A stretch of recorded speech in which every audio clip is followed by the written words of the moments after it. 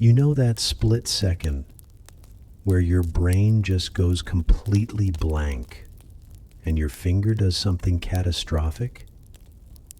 That tiny, infinitesimal slice of time where muscle memory betrays you so completely you can almost feel the universe pause to cringe on your behalf. Well, that was me. 3:15 p.m. on a Tuesday. My boss, a man for whom the term serious was practically invented, had just sent out a very grave company-wide email about departmental restructuring. And I replied, LOL. Just LOL. No punctuation, no follow-up. Just those 3 letters hanging there in the digital ether like a monument to my own stupidity. This is the story of the immediate, ice-cold panic that followed, and the incredibly awkward, profoundly humbling steps I had to take to try and save my job. Now, to truly appreciate the depth of my horror, you need a little context. You need to understand the ecosystem in which this digital atom bomb was detonated.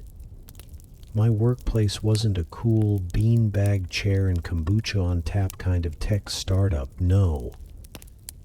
It was a mid-sized, aggressively corporate firm that dealt in logistics. The unofficial company motto could have been, if it's not in a spreadsheet, it doesn't exist.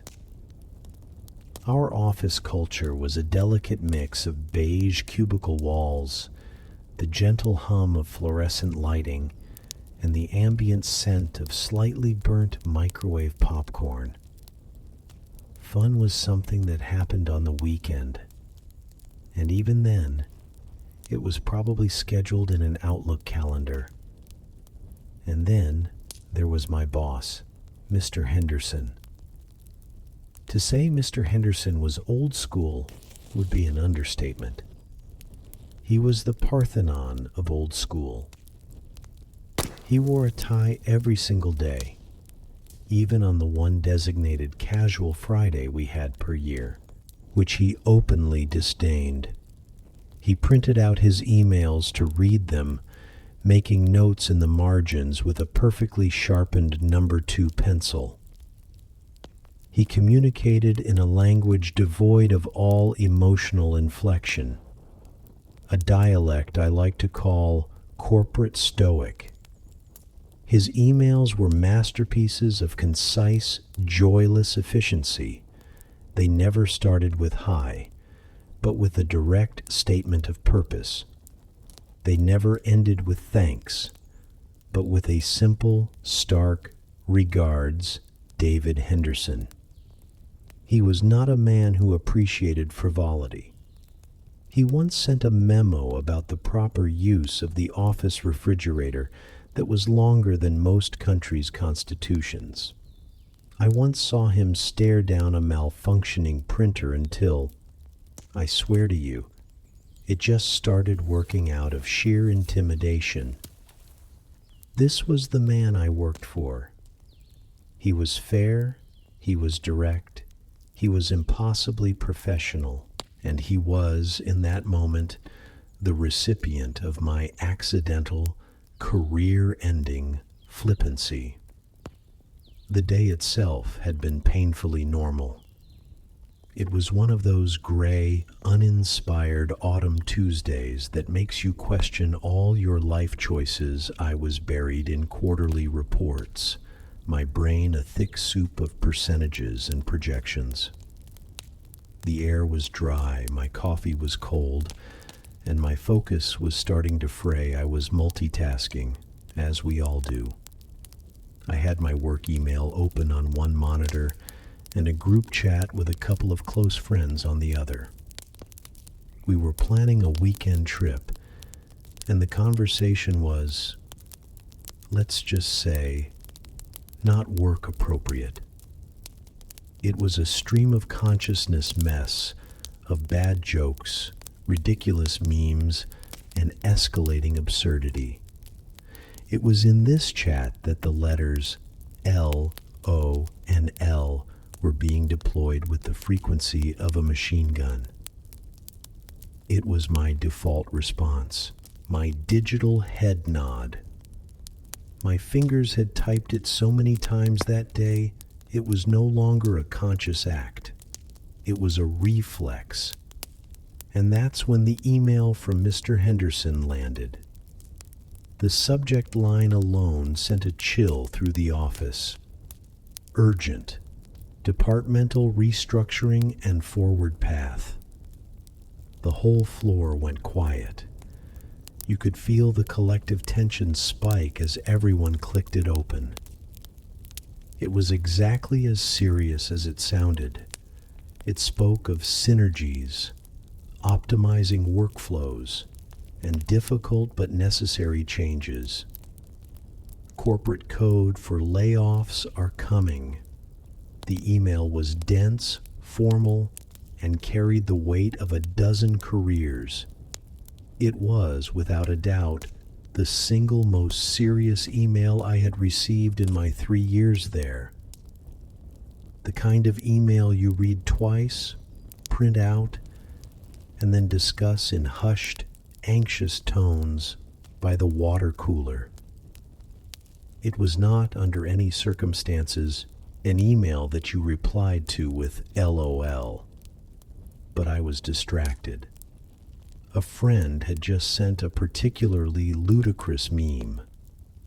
As I read Mr. Henderson's grave pronouncement about our professional futures, my fingers, acting on pure muscle memory from the chat window mere inches away, tabbed over to the email, typed the 3 most destructive letters in the English language, and hit send.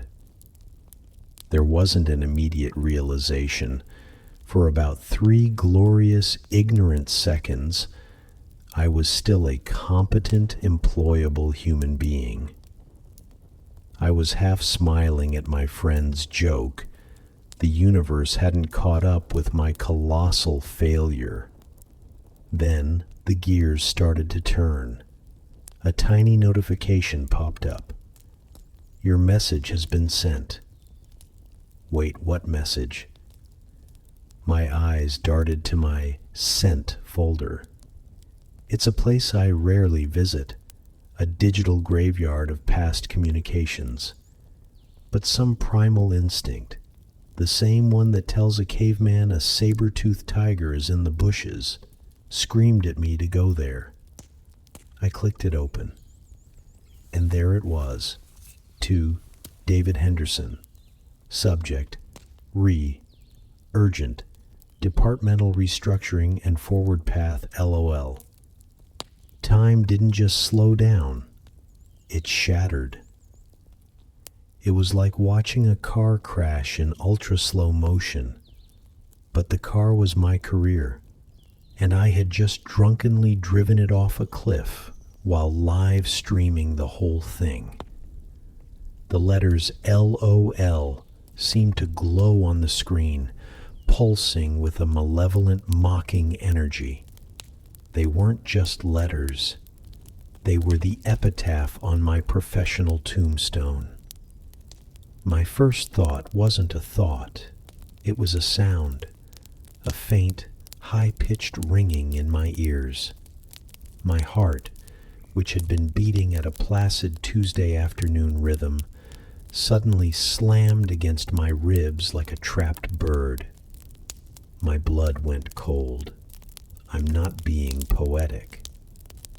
I literally felt a chill spread from my stomach to my fingertips. My palms were instantly slick with sweat. My brain, which had so spectacularly failed me, now kicked into overdrive, presenting me with a slideshow of my impending doom. Slide 1. The notification. I pictured Mr. Henderson in his sterile office. He's staring at his monitor, contemplating which of us to sacrifice for synergy. A small envelope icon appears. A new message. From me. He clicks it. His brow, already a landscape of serious furrows, deepens. His eyes, which I'd only ever seen express two emotions, neutral and slightly more neutral, narrow in confusion, then in what could only be pure, unadulterated contempt. Slide 2. The confrontation. The sharp buzz of my desk phone. My office now. I walk the green mile from my cubicle to his door, every head in the office turning to watch. The walk feels 100 miles long. I can feel their pity and morbid curiosity. I sit in the chair opposite his desk, the one reserved for firings. He doesn't speak. He just swivels his monitor around to face me. On the screen, glowing like a toxic neon sign, LOL.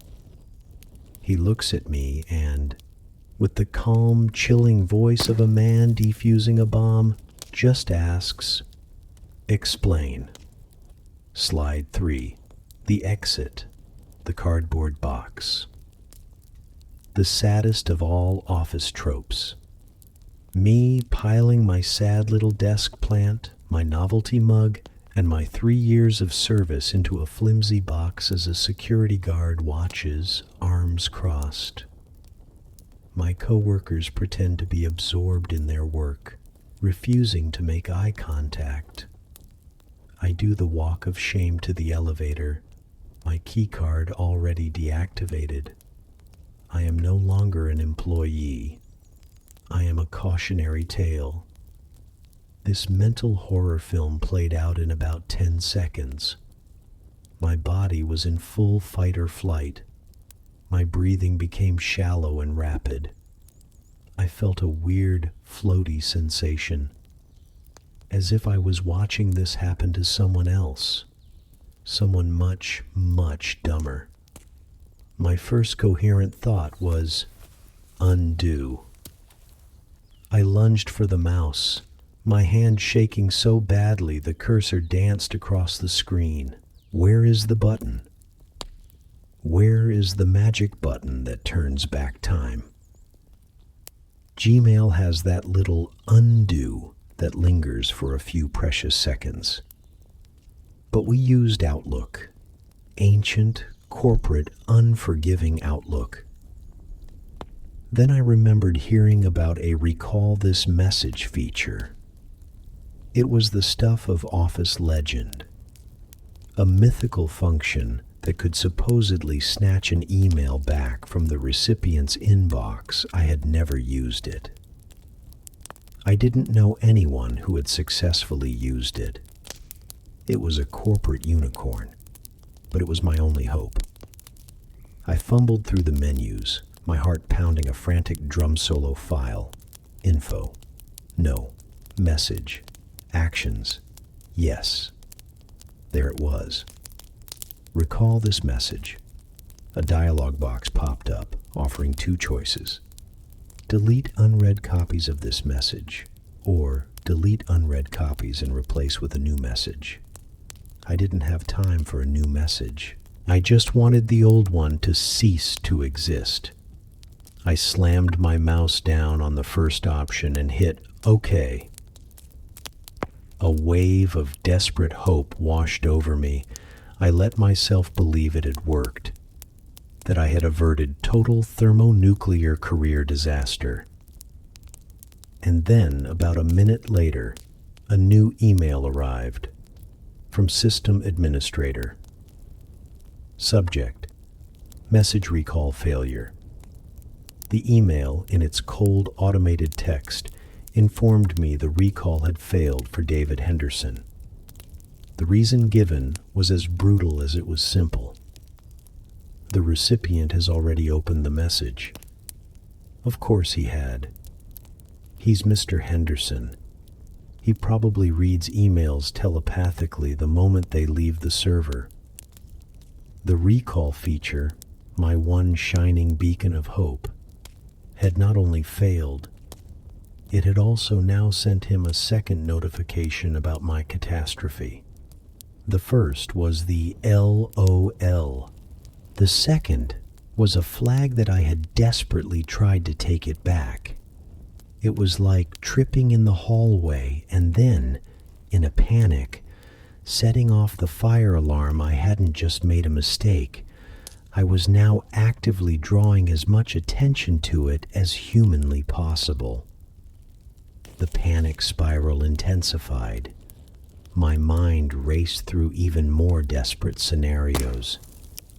Could I fake a technical issue? Sprint over to IT and beg them to claim my account was hacked by a rogue, comedy-loving cyber terrorist? Yes, Jeff, it's the weirdest thing. They just replied LOL to the CEO's restructuring email. Bizarre, right?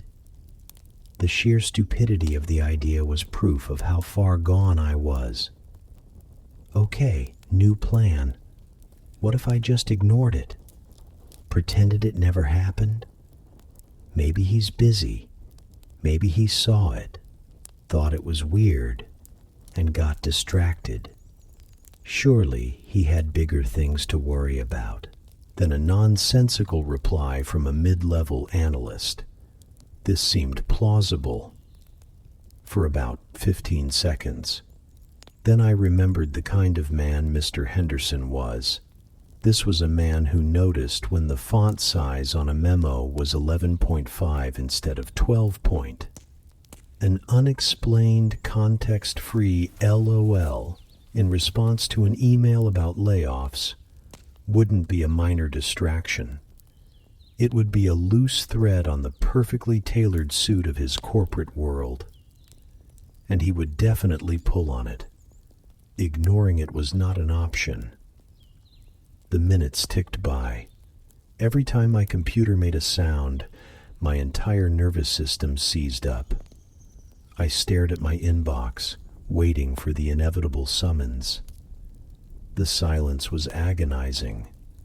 It was a vacuum, and my brain was filling it with the worst possible interpretations. Was he talking to HR? Was he forwarding my email to his boss with a simple, damning message? And this is the caliber of employee we have. Was he crafting a reply so withering my career would be over, not just here, but in the entire industry? I started rereading his email, difficult but necessary changes, streamlining our operational footprint, and my response, LOL. It was like watching a clip from a somber drama and hearing a laugh track. I knew I had to own it, completely. I had to confront the beast head on. An email seemed cowardly, a phone call, terrifying, walking into his office. That was the nuclear option. It was the right thing to do. And it was the last thing on earth I wanted to do. I checked the clock. It had been 20 minutes. 20 minutes that felt like 20 years. I knew I couldn't just sit here and wait for the axe to fall.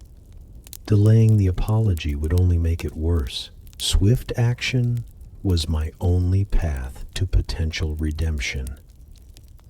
I took a deep, shaky breath.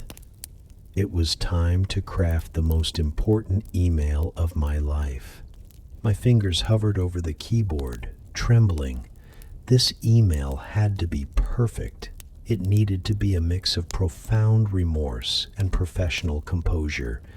It couldn't be too emotional, but it couldn't be robotic either. I frantically Googled how to apologize to boss for unforgivable email and settled on a formula. Acknowledge the mistake clearly, apologize without excuses, and re-engage with the original topic. Okay, let's try this. Subject: apology and response regarding departmental restructuring.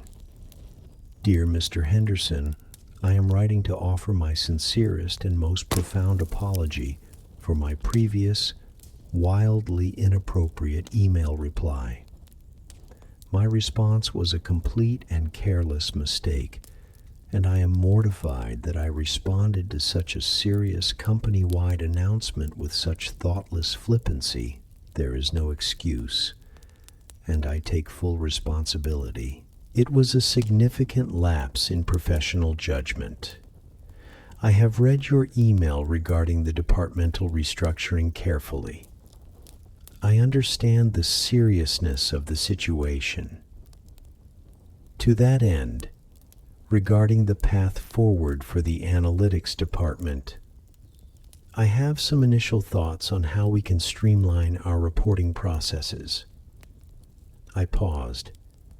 Was I being presumptuous by pivoting to business strategy? Or did it show that despite my catastrophic typo, I was a serious employee? I decided it was the latter. It was my only play. I had to prove I wasn't the LOL guy. I was the workflow optimization guy. I reread the draft a dozen times. It felt as good as it was going to get. I closed my eyes, pictured my desk plant in a cardboard box, and clicked send. The whoosh of the email leaving was the sound of my fate being sealed. And then the wait began again. But this time was different. I had sent up a flare. Now I was just waiting to see if it was seen by a rescue party or an enemy ship. After what felt like an eternity, but was probably only 12 minutes, the notification appeared. From David Henderson. Subject: apology and response.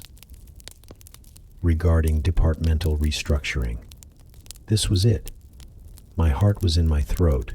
I clicked the email open, my eyes scanning for keywords like terminated, human resources, or disappointed. The email contained a single line, "See me in my office." It was somehow both better and infinitely worse than I'd imagined. It wasn't a firing via email. That's good. But it was a summons. The walk I'd envisioned was about to become a reality. I stood up, my legs feeling like concrete. I could feel my coworkers' eyes on me as I started the long walk toward the glass-walled corner office. I straightened my shirt and tried to compose my face into something resembling a responsible adult. I reached his door, which was slightly ajar. I knocked softly. "Come in," his voice said, just as devoid of emotion as ever. I stepped inside. He was at his desk, looking at his monitor. On the screen, I could see my two emails side by side. The LOL and the frantic, groveling apology evidence at a trial.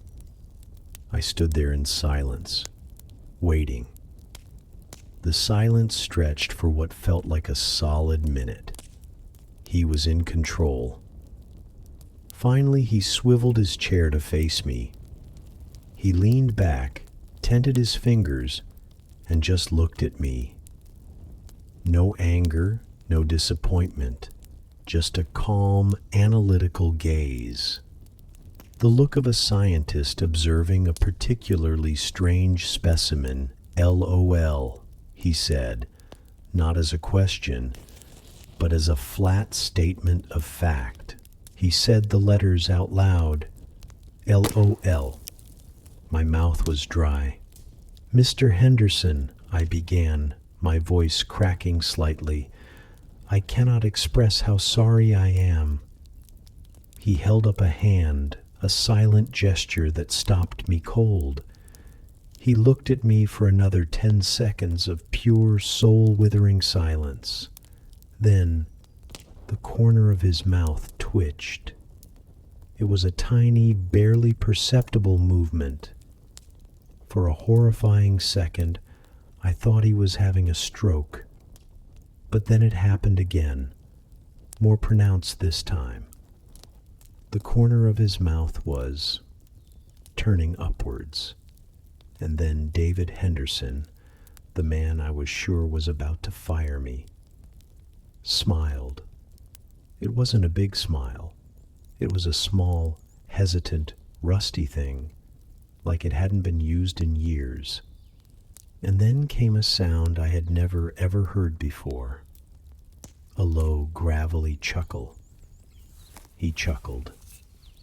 He looked down at his desk, shaking his head slightly, and chuckled again, a little louder. I just stood there, my brain short-circuiting. I was prepared for anger, for a lecture, for a trip to HR. I was not prepared for this. He finally looked back up at me, the ghost of a smile still on his face. "You know," he said, his voice back to its usual calm, but with a new, unfamiliar warmth. "For the past hour, I have been trying to figure out what that could have possibly meant. I thought perhaps it was a newfangled acronym for lots of luck. Or maybe losing our leadership. I even considered you were having some kind of medical episode." He gestured to my apology email on the screen, and then I got this: wildly inappropriate, mortified, thoughtless flippancy. That's good writing. I didn't know what to say. Thank you? He leaned forward, his expression turning serious again, but not in the way I feared. "Your follow-up email," he said, tapping the screen, "is what saved you. You owned the mistake immediately. You apologized sincerely, without excuses. And then you pivoted directly back to business and offered constructive input. That shows character." "The mistake," he said, gesturing to the LOL, "shows you're human. The response," he pointed to my apology, "shows you're a professional." He paused. "But for the love of God, son, be more careful. If you had sent that to someone in corporate, they wouldn't have been as curious as I was." A wave of relief so powerful it almost made my knees buckle washed over me. I wasn't fired. I wasn't even in trouble. "Now," he said, his tone shifting back to business as he minimized the emails, "about your suggestions for the analytics workflow. You have my attention. Sit down. Let's talk." I sat, and for the first time, I wasn't just an employee sitting across from my intimidating boss. I was a person who'd made a colossal, idiotic mistake, talking to another person who, surprisingly, had a sense of humor. That meeting was surreal. He had acknowledged the absurdity, used it as a teaching moment, and then seamlessly transitioned back to business. It was as if we'd tacitly agreed to never speak of the LOL incident again.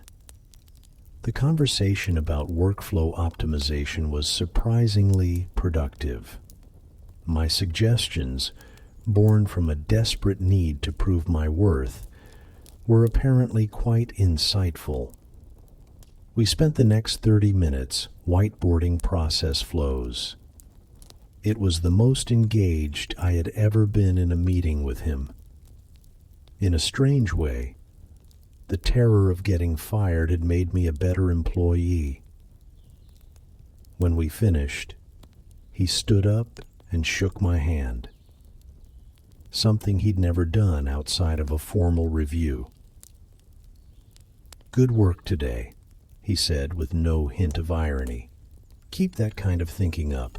and maybe keep the group chats to a minimum during work hours. I walked back to my cubicle in a daze, my body still thrumming with residual adrenaline. I had stared into the abyss, and the abyss had chuckled and offered me constructive feedback. The rest of the day was a blur. Leaving the office that evening felt like a victory lap. I had survived. I still had a job. The air outside, which had been gray and oppressive, now felt crisp and full of promise. I had faced my biggest professional fear and come out the other side, respected. It was bewildering. The next morning was the real test. I saw Mr. Henderson by the coffee machine. Our eyes met. I braced myself. He gave me a curt, almost imperceptible nod. That was it. The normal day nod. The incident was officially over. But the experience changed me. For weeks, I treated my email with the caution of a bomb disposal expert. I proofread every message 3 times. The LOL was banished from my work vocabulary. My communication became more precise. The dynamic with my boss had also shifted. The wall of pure intimidation now had a small crack in it. I had seen the human behind the title, and he had seen the panicked but responsible employee behind the mistake. A few weeks later, he even forwarded me an article with a one-word comment. Interesting. For him, that was practically a sonnet. So, what was the final outcome? I didn't get fired. In a strange twist, the incident actually improved my standing. The workflow optimization project we discussed became my primary focus, and it led to a promotion 6 months later. In the end, accidentally replying LOL to an email about layoffs inadvertently put me on the fast track. Life is weird, but the real resolution was the lasting lesson about professionalism, communication, and human nature. I learned that what people look for isn't perfection, it's accountability. I basically ran a real-world experiment in what not to do, and then how to recover. Here's what I learned the hard way, so you don't have to. First, the moment you realize you've made a digital mistake, act fast. Don't wait, hoping it will go away. Your silence can look like defiance or carelessness. Second, when you apologize, do it right. Take full, unreserved responsibility. Don't make excuses or blame technology. I made a mistake is powerful. Humility and honesty are incredibly disarming. Third, show you understand the gravity of the original situation. My biggest fear was that my LOL made me look like I didn't care about the restructuring. By immediately pivoting back to the business issue, I sent a clear signal. I am a serious person who made a silly mistake, not a silly person who doesn't take this seriously. Fourth, match your tone to the context. Formality is your shield in serious situations. It prevents the exact misinterpretation that landed me in hot water. Avoid slang and acronyms unless you are 100% certain the culture supports it. And finally, proofread everything. And I now add the recipient's email address last, right before hitting send. It's a simple habit that acts as a final checkpoint against muscle memory and distraction. That one 3-letter mistake was one of the most stressful moments of my life, but looking back, I wouldn't erase it. It taught me that your career isn't defined by the mistakes you make, but by the grace and professionalism with which you clean them up. Now, I want to hear from you. We've all had that heart-sinking moment when you hit send and immediately wish you could turn back time. What's the most cringeworthy or just plain embarrassing email you've ever accidentally sent? Share your story in the comments below.